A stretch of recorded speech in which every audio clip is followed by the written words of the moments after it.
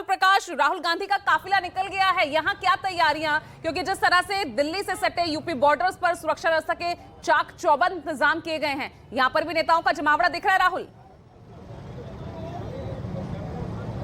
देखिए, यहाँ सुबह से ही तमाम जो कांग्रेसी कार्यकर्ता हैं, नेता हैं, वो जुटने लगे हैं और जैसे ही राहुल गांधी वहां से निकले हैं तो आप समझ सकते हैं कि यह हलचल तेज हो गई है। तस्वीरें मैं पहले आपको यहाँ दिखाने की कोशिश करता हूँ कि तमाम जो कार्यकर्ता हैं, जाम है, वो आपको दिख रहा होगा। यानी नेशनल हाईवे पे लंबा जाम इसलिए लगा है कि यहाँ यूपी बॉर्डर पर जो पुलिस की बैरिकेडिंग है, व्यवस्था है, ताकि जो नेता प्रतिपक्ष है राहुल गांधी, उनको आगे नहीं जाने दिया जाएगा। यानी तमाम जो अन्य नेता उनके साथ आना चाहते हैं। ये तस्वीरें यूपी बॉर्डर NH हाईवे की है और आप तस्वीरों में देखें, तमाम यहाँ आपको स्थानीय नेता, कांग्रेसी नेता मौजूद हैं जो राहुल गांधी के साथ यहाँ से संभल जाने की तैयारी में है। पुलिस बैरिकेडिंग व्यवस्था तमाम दिख रही है। दोनों तरफ आपको तस्वीरों में दिखाऊं तो जाम लंबा लग चुका है और ये तस्वीरें नेशनल हाईवे के हैं। कुछ ही देर में जब राहुल गांधी यहाँ पहुंचने वाले होंगे तो स्वागत के लिए या कहा जाए उनके साथ के लिए तमाम यहाँ जो कार्यकर्ता हैं, जिसमें महिला भी हैं, तमाम कार्यकर्ता वो भी जुड़ी है। मैं आपसे पूछ रहा हूँ, वो निकल चुके हैं, लंबा जाम भी है, आप लोगों की व्यवस्था भी है, पुलिस है, लगता है जाने दिया जाएगा आप लोगों का? उन्होंने तो हाथरस जाने से भी रोका था, रोक पाए थे क्या?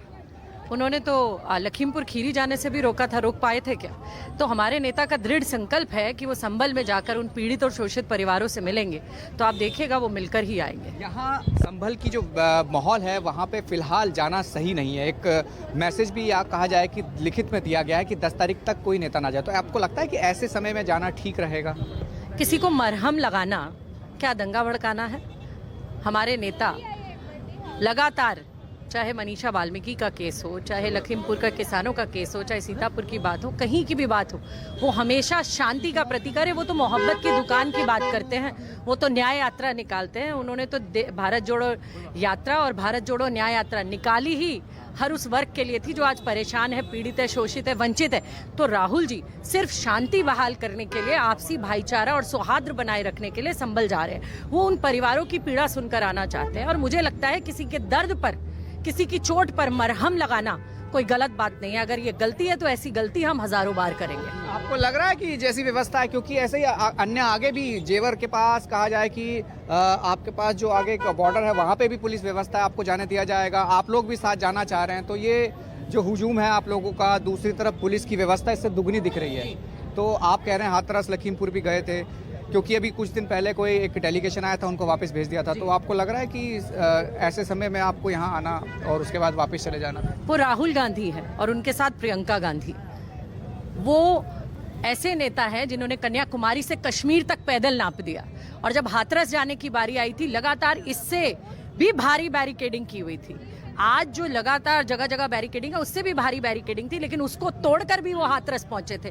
उन्हें पैदल चलना पड़ेगा, वो पैदल चलेंगे, उन्हें जैसे भी जाना होगा वो जाएंगे और उन परिवारों तक पहुंचेंगे। आप देखिएगा, ये तस्वीरें हैं, आप देख लीजिए जिस तरीके से नेताओं का जोश है, तमाम लोग यहाँ मौजूद हैं, पुलिस की व्यवस्था है और तस्वीरें मेरे सामने एक बार फिर हैं जो मैं आपको लगातार दिखा रहा हूँ। पहले आप जाम देख लीजिए, आपको यहाँ पहुँचने के लिए भी लंबा इंतजार करना पड़ेगा। नेशनल हाईवे है, इसी हाईवे से होकर राहुल गांधी को यहाँ से आना होगा और आप जो तस्वीरें देख रहे हैं, हुजूम है कांग्रेसी कार्यकर्ताओं का, नेताओं का, और जाम है लंबा उन गाड़ियों का जो यहाँ इंतजार कर रही है निकलने का। ये वो तस्वीर है बैरिकेडिंग की जहाँ पुलिस या व्यवस्था है। आप पहले आपको व्यवस्था भी दिखा दूँ कि किस तरीके से पुलिस यहाँ रोकने की कोशिश करेगी।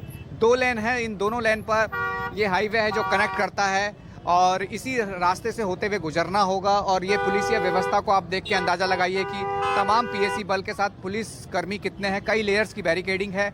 बसों को बीच सड़क पर किस तरीके से लगाया गया है कि अगर एक सिंगल डाइवर्जन हो तो कैसे उनको निकालना है, ये तस्वीरें हैं। और आप तस्वीरों देख के अंदाज़ा लगा सकते हैं कि मुश्किल होगा यहाँ से निकलना, जिस तरीके से कोशिश है। लेकिन जिस तरीके से नेता तमाम लोग कह रहे हैं कि हाथरस भी गए थे इसी बैरिकेडिंग में, लखीमपुर खीरी भी गए थे, लग रहा है निकल जाएंगे ऐसे में? बिल्कुल निकलेंगे। देखिए, निकलने के लिए उनसे हमने परमिशन मांगी है और संवैधानिक रूप से तो है ही नहीं, संवैधानिक रूप से हमारा अधिकार है। यही तो हमारा बड़ा सवाल है कि इतना लंबे इंटरनेट किया हुआ है, 15-20 दिन से संभल को बंद किया हुआ है और विपक्ष के नेता वहां जाना चाहते हैं। आज से पहले सब जाते थे।